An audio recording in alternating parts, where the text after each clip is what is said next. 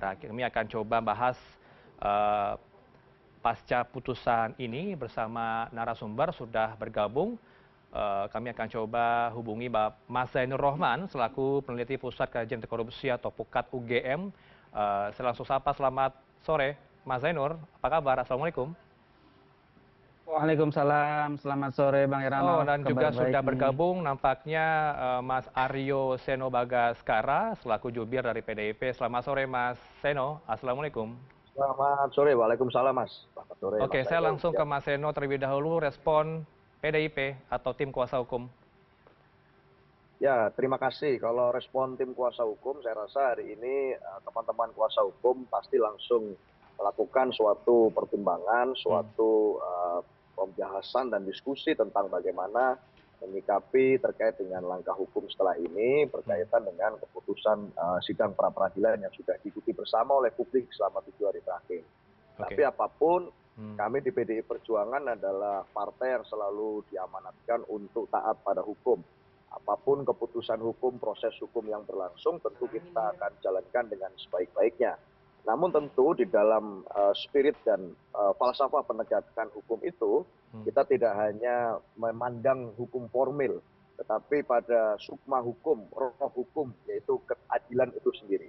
Dalam konteks ini, itulah yang kami perjuangkan di dalam sidang pra peradilan soal aspek keadilan. hmm, Bahwa di dalam konteks penetapan tersangka Pak Hasto Kristianto, ini ada berbagai kejanggalan yang kami tangkap, termasuk bagaimana prosedural penetapan tersangka itu dilakukan oleh kawan-kawan KPK itu dengan tanpa alat bukti yang cukup, sehingga harus ada penggeledahan lagi, harus ada pencarian alat bukti lagi pasca penetapan tersangka terjadi.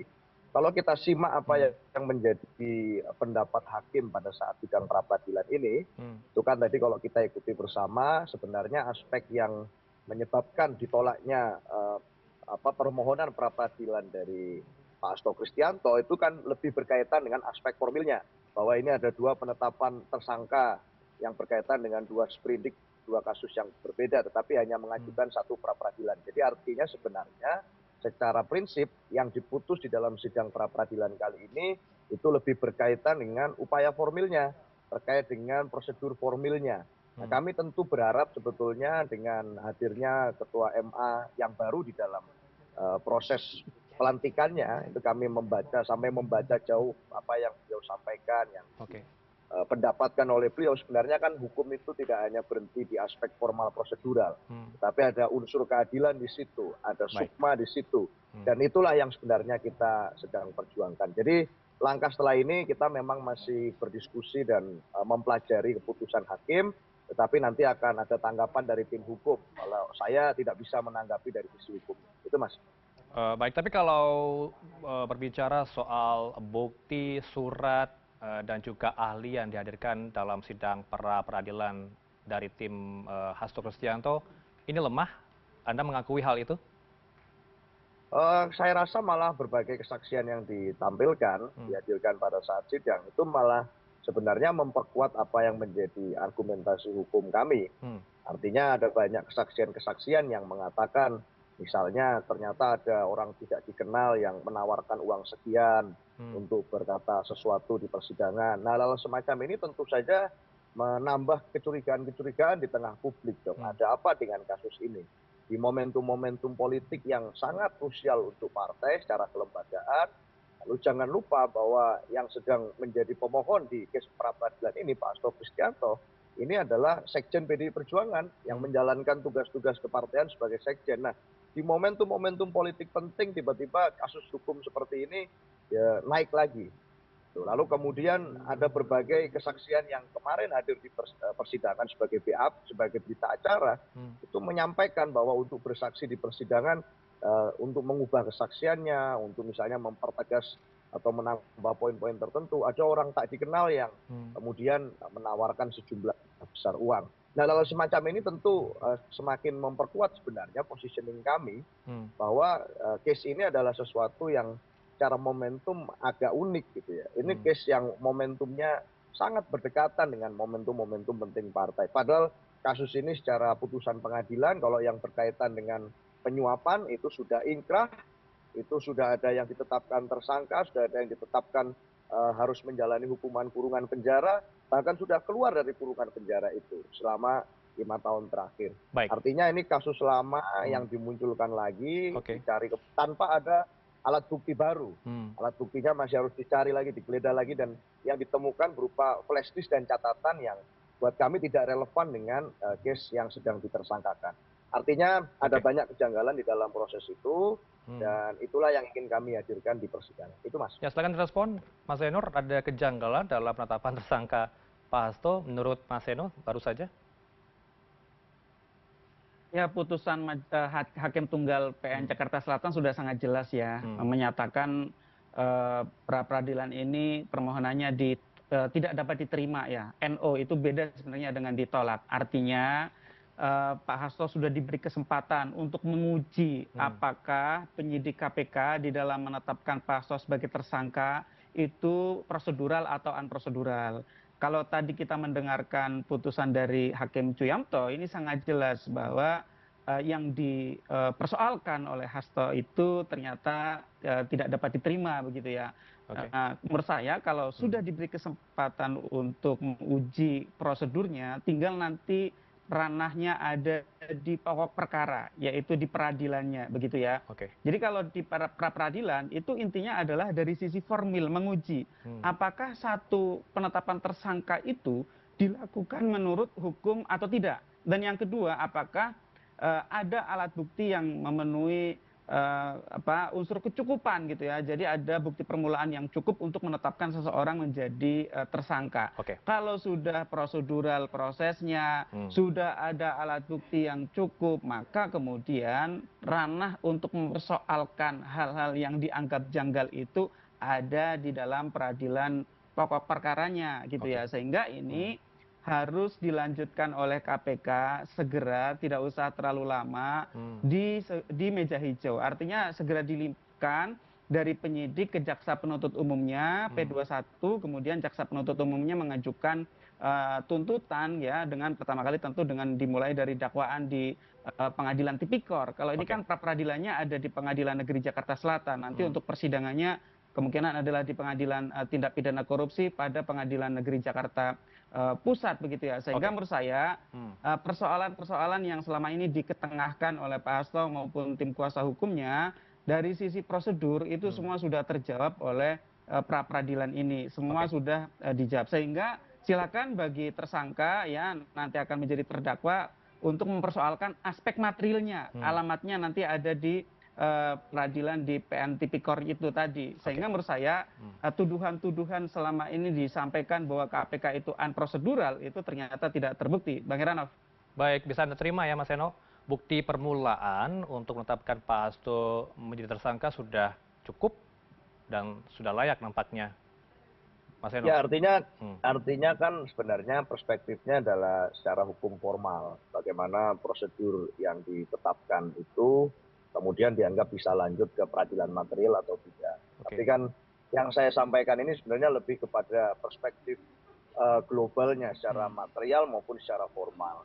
Dan di dalam konteks itu yang dipersoalkan atau menjadi pendapat hakim tadi itu kan sebenarnya secara formal tidak bisa diterima, karena harusnya menurut pendapat hakim itu kan ada dua case yang sedang dijadikan alasan oleh KPK untuk mentersangkakan Pak Hasto Kristianto.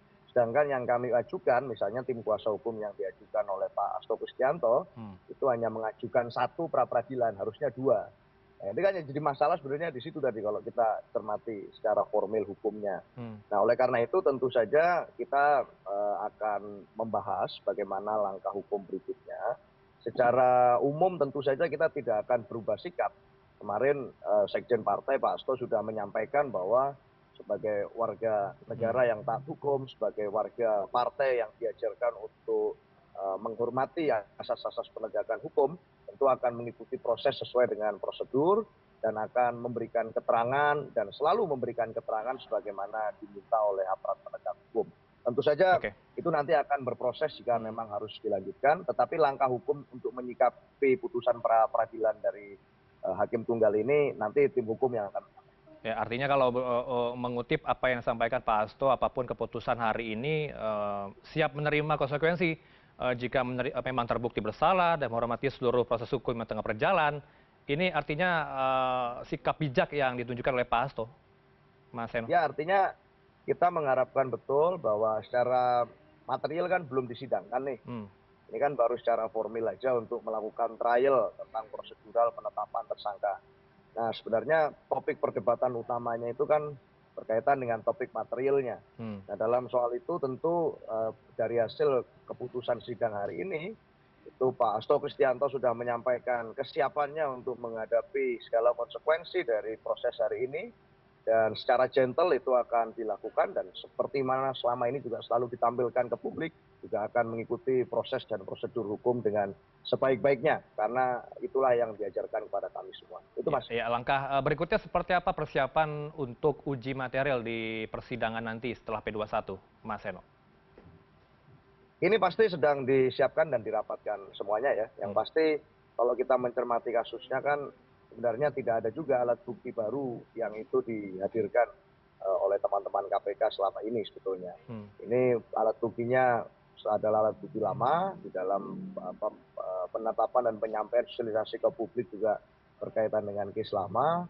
Artinya ya nanti akan diuji di persidangan lah secara lebih baik. Tetapi prinsipnya kita mengharapkan betul bahwa sukma hukum itu bisa ditegakkan, cara prinsip keadilan bisa ditegakkan dan dicapai, dan kita akan melakukan cara-cara yang terhormat dan konstitusional. Baik, saya mau minta pandangan dari Mas Zainur. Mas Zainur, kalau bicara soal praktik, dugaan praktik penyuapan kepada penyelenggara pemilu, apakah kerap terjadi atau lazim di Republik ini?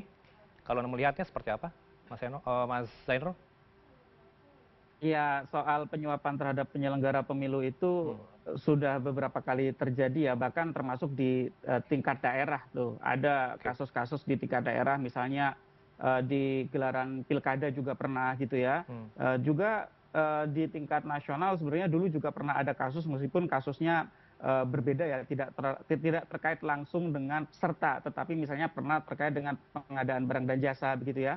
Jadi memang untuk penyelenggara pemilu itu tidak lepas dari resiko penyuapan dari pihak-pihak yang berkepentingan, khususnya adalah peserta. Untuk apa? Untuk misalnya mengubah hasil ya, itu terkait biasanya dengan perolehan suara. Tetapi kalau yang dituduhkan dan sudah dibuktikan terhadap Yoyo Setiawan itu adalah soal upaya untuk mengganti PAW begitu ya, pengganti antar waktu karena calon yang memperoleh suara terbanyak meninggal dunia, kemudian siapa yang akan menggantikan calon yang meninggal dunia tersebut begitu ya.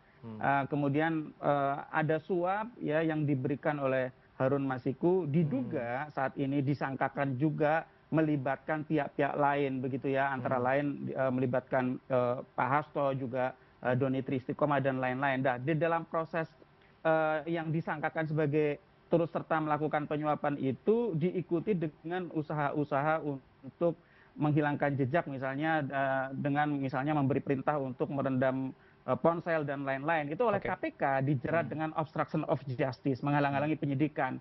Nah, sebenarnya juga masih ada satu perkara, ada satu soal lagi yang informasi ini berkembang luas ya. Pertama kali diangkat oleh sebuah media massa nasional, misalnya ketika tim KPK melakukan pengejaran terhadap Harun Masiku di sebuah institusi begitu ya, kemudian tim KPK menghadapi hambatan untuk melakukan penangkapan. Kalau memang benar ada informasi itu harusnya juga merupakan obstruction of justice. Jadi menurut saya ya tinggal semuanya diungkap secara lengkap, apalagi nanti kalau sudah masuk kepada pokok perkara, agar KPK juga bisa memperlihatkan secara akuntabel kepada publik apa yang mereka kerjakan, apa yang menjadi dasar bagi KPK untuk menersangkakan Pak Hasto dan juga Doni Tristikomah ini gitu ya. Dan kasus ini sebenarnya gambar lengkapnya itu seperti apa? Karena KPK juga kemarin di persidangan pra peradilan menyampaikan, misalnya ada salah satu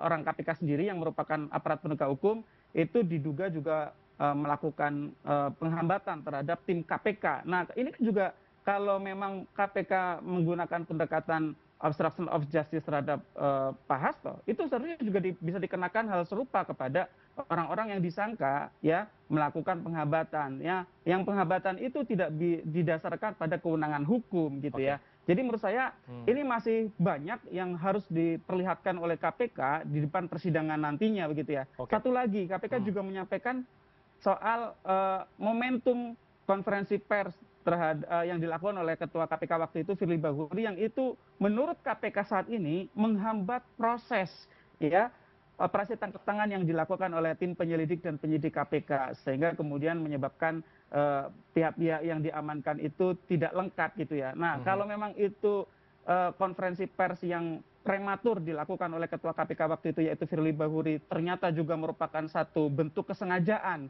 untuk menghambat, itu juga seharusnya dikenakan obstruction of justice. Jadi lebih baik ya segera tuntaskan biar tidak ada drama-drama lagi, buka semuanya di depan persidangan, dan kalau memang masih ada yang bertanggung jawab secara hukum, itu juga harus diproses, dilakukan pemanggilan, dilakukan pemeriksaan, dan kalau memang mereka punya kesengajaan juga harus diproses, dijadikan sebagai tersangka, Bang Heranov. Baik, Mas Eno, kemudian bagaimana nanti di uji material persidangan setelah P21 bisa membuktikan bahwa benar Pak Hasto ini tidak terlibat dalam mengatur dan juga mengendalikan Doni Tri Istiqomah untuk melobi anggota KPU, Pak Wahyu Setiawan? Ya, saya rasa nanti tinggal di persidangan itu dibuktikan. Artinya dari kesaksian-kesaksian yang sudah diberikan oleh banyak saksi, itu kan sebenarnya sudah kita bisa baca dengan cukup jelas. Tidak ada yang mengatakan bagaimana sebenarnya ada peran orang lain namanya Pak Hasto Kristianto ini yang kemudian memberikan uang sebesar sekian untuk menyuap sekian, menyuap siapa dan seterusnya. Itu kan di dalam kesaksiannya sebenarnya semuanya sudah terekam dengan jelas bagaimana di dalam keputusan pengadilan terkait dengan nama-nama tersangka yang lain-lain itu. Dan itu nanti akan kita recall saja di dalam bagaimana persidangan itu terjadi, saksi-saksi bisa dipanggil lagi, meskipun kadang kita juga melihat banyak hal yang aneh juga ya, sampai yang sudah meninggal kembali diberikan surat untuk bersaksi. Ada juga Bu Agustiani Tio ini yang menjadi dalam tanda kutip korban juga, yang harus melakukan upaya berobat ke Cina, tetapi akhirnya tidak bisa gitu, padahal ini sudah menjalani masa hukuman gitu kan, dan sampai suaminya itu mendapatkan hukuman cekal, tidak bisa keluar negeri sehingga harus berobat. Nah, dalam case-case seperti ini saya rasa kesaksian mereka juga tidak berubah. Di sidang pra peradilan kemarin Bu Agustiani Tio juga menyampaikan hal yang sama dan tidak berubah dari apa yang sudah disampaikan sebelumnya di persidangan-persidangan berkaitan dengan tersangka-tersangka yang lain. Jadi dalam kasus itu secara material pun tentu kami akan menyiapkan saksi-saksi terbaik, saksi-saksi ahli terbaik, juga kemudian menyampaikan dengan apa adanya yang siapapun yang itu berkaitan dan harus memberikan keterangan. Kalau kami di PDI Perjuangan diajarkan seperti itu. Apalagi kan Pak Hasto Kristianto ini kan bukan pejabat negara. Yang artinya case-nya ini kan saya rasa kita membahas kasus ini heboh se-Indonesia Raya selama bertahun-tahun, tidak ada kejelasan ujung pangkalnya di mana. Padahal ini kan tidak kemudian berkaitan dengan kerugian negara. Jadi seakan-akan kan kita kalau membahas kasus ini rasanya ada kasus mega korupsi yang terjadi merugikan uang negara sekian. Padahal tidak ada kerugian negara di situ. Case-nya adalah case gratifikasi. Yang mana itu adalah terkait dengan penyuapan kepada penyelenggara negara. Yang melakukan korupsi ya penyelenggara negara. Siapa penyelenggara negaranya? Penyelenggara negaranya namanya berdasarkan putusan sidang adalah Pak Wahyu Setiawan. Dan itu sudah menjalankan hukumannya dan keluar dari penjara. Dan sekarang sudah jadi manusia bebas. Loh, ini tapi kasus sepertinya rasanya dibahasnya, diglorifikasinya, diramaikannya ini kan seperti sesuatu yang betul-betul kejahatan extraordinary crime yang luar biasa gitu, merugikan negara sekian triliun. Tetapi itu semua kan tidak seperti itu faktanya. Nah, makanya kami akan menghadapi dengan sebaik mungkin. Kita akan tentunya berdiskusi dengan tim hukum, dan saya rasa kita mengharapkan publik bisa mengedepankan asas praduga tak bersalah sebelum sidang material nanti dijalankan. Itu Mas. Baik, Mas Zainur, kemudian apakah Anda melihat ada potensi tidak hanya sampai dengan Pak Hasto saja, ada pihak lain yang akan terus serta dilibatkan oleh KPK sebagai pihak berikutnya menjadi tersangka? Termasuk juga mungkin kemungkinan dari pimpinan KPK sendiri sebelumnya? Ya, setidak-tidaknya mereka itu harus diperiksa ya, karena KPK sendiri yang mengatakan bahwa ada konferensi pers oleh Firly Bahuri yang menghambat, kemudian ada oknum polisi yang kemudian diduga juga menghalangi para penyelidik dan penyidik KPK di PT IKA, kita sebut secara terbuka begitu ya. Itu juga setidak-tidaknya pertama kali harus diperiksa dulu Oke. untuk mendapatkan keterangan ya bagaimana peristiwa waktu itu terjadi gitu ya. Dan saya juga mungkin ingin sedikit memberi tanggapan ya, mengapa kasus ini begitu ramai dan dibahas luas bertahun-tahun ya. Ya karena menurut saya kasus ini diduga melibatkan banyak political exposed person ya. Ini kasus melibatkan para petinggi negeri, bahkan KPK sendiri menyebut ketuanya menjalankan konferensi pers yang kemudian menghambat OTT. Nah itu juga menurut saya kenapa kasus ini besar ya, karena adanya keterlibatan dari orang-orang yang profilnya sangat tinggi. Dan juga ingat saat ini KPK sudah masuk di ranah obstruction of justice. Oke. Hambatan-hambatan yang dialami oleh para penyidik KPK itu tidak lepas dari kekuasaan dan kewenangan yang dimiliki oleh para penyelenggara negara gitu ya. Sehingga kasus ini dipandang oleh publik begitu ya sedemikian rupa. Nah memang kasus ini tidak merugikan keuangan negara sama sekali. Ini adalah kasus suap. Tapi bukan berarti kasus suap itu bukan kasus yang penting. Sangat penting karena suap itu dimanapun memang tidak merugikan keuangan negara, tetapi dia merusak sistem. Oke. Sistem apa yang dirusak? Pertama, integritas pemilu, ya yang seharusnya Rizky Aprilia yang jadi kemudian tadinya akan digantikan dengan Harun Masiku. Maka kedaulatan rakyat, suara rakyat yang dititipkan kepada Rizky Aprilia itu hampir dibegal, ya dipindahkan ke Harun Masiku. Artinya di situ mengancam demokrasi. Yang kedua, mengancam integritas penegakan hukum. Kenapa? Karena diduga proses penegakan hukum kasus ini tidak beres dari tahun 2020 gitu ya. Dengan KPK sendiri mengatakan ada konvers dari Firly Bahuri, itu artinya Firly Bahuri juga harus diperiksa, ada ketidakberesan di situ, ada keterlibatan polisi yang menghalangi di PT IKA, berarti kan juga ada ada dugaan ketidakberesan di situ. Sehingga menurut saya ini bukan kasus kecil, ini kasus yang melibatkan orang-orang besar gitu ya, meskipun tidak ada kerugian negara di sana gitu. Baik, silakan closing statement Mas Eno. Dari ya kasus yang ini. penting sebenarnya sekarang kita mengharapkan keadilan substantif itu bisa diperoleh dan diungkap melalui proses hukum ini. Saya rasa ini kan jadi edukasi hukum yang luar biasa juga untuk siapapun. Dan tentu saja di tengah segala kejanggalan yang kita anggap janggal itu tadi, tengah momentum politik yang seperti itu, kita harapkan bahwa ya benar-benar kasus ini tujuannya adalah untuk menegakkan hukum seadil-adilnya. Dalam koridor dan konteks itu tentu PDI Perjuangan juga berkepentingan untuk menegakkan hukum dengan sebaik-baiknya. Tetapi kalau dengan segala kejanggalan yang muncul, dengan segala momentum-momentum yang rasanya sangat aneh, bertepatan betul dengan momentum-momentum politik penting partai yang ini kalau kita runtut logikanya kan sangat berpengaruh juga terhadap berbagai aspek-aspek politik.